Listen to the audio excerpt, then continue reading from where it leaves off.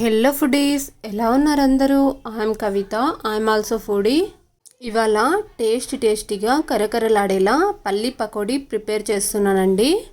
Evening టైమ్స్లో పిల్లలు ఇంటికి వచ్చేలోపు ఇలా ప్రిపేర్ చేసి పెట్టండి. చాలా టేస్టీగా ఉంటాయి, ఇష్టంగా కూడా తింటారు. ఇదైతే శనగపిండి అండి. 1 కప్ శనగపిండి, అలాగే 1 కప్ బియ్యపిండి తీసుకున్నాను.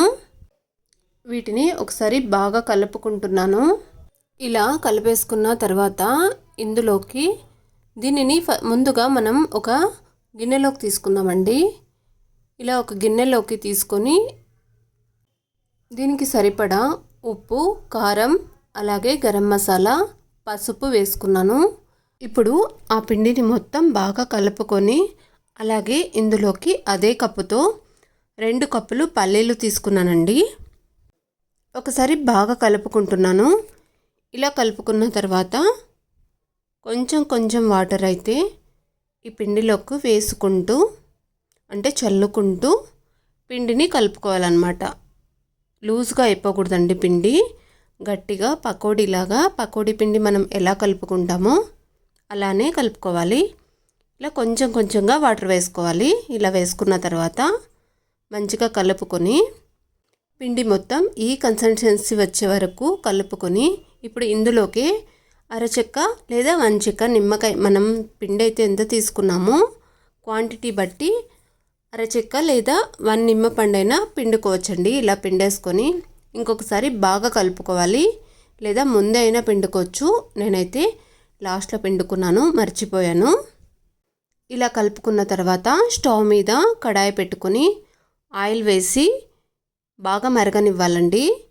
బాగా మరిగిన తర్వాతే ఇవైతే ఇలా విడివిడిగా ఇలా వేసుకోవాలన్నమాట పెనంలో. గుర్తుంచుకోండి, ఆయిల్ అయితే చాలా వేడిగా ఉండాలి. బాగా మరిగిన తర్వాతనే ఇలా విడివిడిగా వేసుకోవాలి. ఇలా వేసుకొని కాసేపు అలానే వదిలేసి, అంటే ఒక 1 మినిట్ అలానే వదిలేసి తర్వాత టర్న్ చేసుకోండి. అప్పుడైతేనే విడివిడిగా ఉంటాయి, వేసినవి ఖర్చుకోకుండా అతుక్కోకుండా వస్తాయన్నమాట. ఇలా ఆయిల్ మునిగేంత వరకు ఎన్నైతే పడతాయో అంత క్వాంటిటీలో వేసుకోండి. ఇలా వేసుకొని మీడియం ఫ్లేమ్లో ఉంచి స్టవ్ను వేయించుకుందామండి. ఇలా ఇప్పుడు నేను టర్న్ చేసుకుంటున్నాను, అంటే ఇటు సైడ్కి టర్న్ చేసుకుంటున్నానండి. 2 వైపులా మంచిగా వేగుతాయి కదా. ఇప్పుడు పూర్తిగా వేయించుకుందామండి. ఇలా మీడియం ఫ్లేమ్లో వేయించుకున్న తర్వాత చూసారా, పర్ఫెక్ట్గా వేగిపోయాయి. ఇప్పుడు నేను వేరొక గిన్నెలోకి తీసివేసుకుంటున్నాను. ఇలా అన్నింటినీ కూడా ఇలానే వేయించుకుందామండి. ఇంకొకసారి చూసారా, ఇంకొకసారి వేసాను. వీటిని కూడా ఇలానే వేయించుకున్నాను. ఇవి కూడా పూర్తిగా వేగిపోయాయి.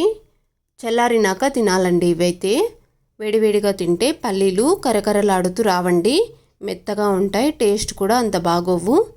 చల్లారినాకనే, పూర్తిగా చల్లారినాకనే తినాలి. అప్పుడే క్రిస్పీగా టేస్టీగా చాలా బాగుంటాయండి. ఇలా గిన్నెకి తీసుకుంటుంటే ఇట్లా టంగ్ అని సౌండ్ రావాలన్నమాట. అప్పుడే పర్ఫెక్ట్గా వేగినట్టండి. ఇలా చేతితో వించితే క్రిస్పీగా విరుగుతున్నాయి. చూడండి, ఒకసారి మీకు వించి చూపిస్తాను. చూసారా, ఇలా క్రిస్పీగా విరుగుతాయన్నమాట. అన్నీ కూడా ఇలానే పర్ఫెక్ట్గా వచ్చాయండి. పిల్లలు మాత్రం చాలా ఇష్టంగా తింటారు. మీరు కూడా ఎప్పుడు చేసే విధంగా కాకుండా ఇలా ఒకసారి ట్రై చేసి నచ్చితే మాత్రం లైక్ చేయండి.